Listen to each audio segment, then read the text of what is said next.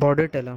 Bordetella in cultures it forms a aluminium paint or thumbprint appearance. Colonies on bordered gangue medium resembles bisected pearls or mercury drops. Pertussis toxin is responsible for pathogenesis of whooping cough.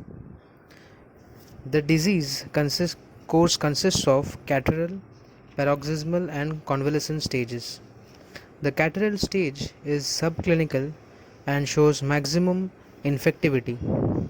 During the paroxysmal stage, the patient is subjected to violent spasms of continuous coughing, followed by a long inrush of air into the almost empty lungs with a characteristic whoop, so called as whooping cough.